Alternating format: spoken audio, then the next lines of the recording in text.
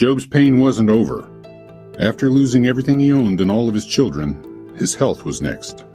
His body broke out in painful sores from head to toe. He sat in ashes, scraping himself with broken pottery, alone, devastated, silent.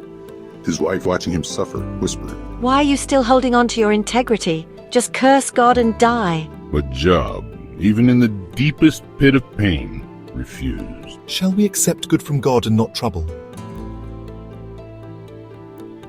Then, 3 of his closest friends came to visit. At first, they just sat beside him for 7 days, not saying a word.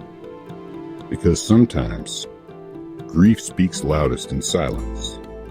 But then they began to talk, and that's when things got harder. They tried to explain his suffering. He must have done something wrong. God wouldn't punish the innocent. But Job knew. He hadn't. He defended himself again and again, frustrated, confused, and desperate for answers. He cried out to God, not with bitterness, but with raw honesty. Where are you? Why is this happening? He wasn't pretending to be strong. He was just being real. Then, after chapters of deep conversation, a young man named Elihu stepped in and reminded them all, sometimes suffering isn't punishment.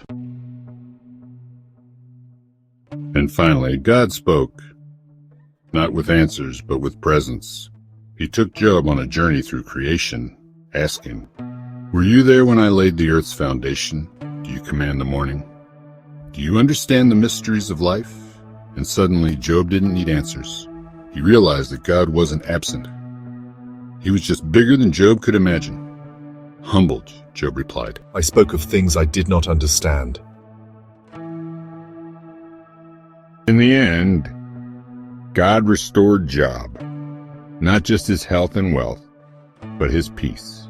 He gave him double what he had before and blessed the rest of his life.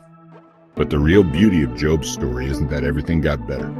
It's that even in the silence, in the storm, and in the questions, Job never let go of God, and God never let go of him.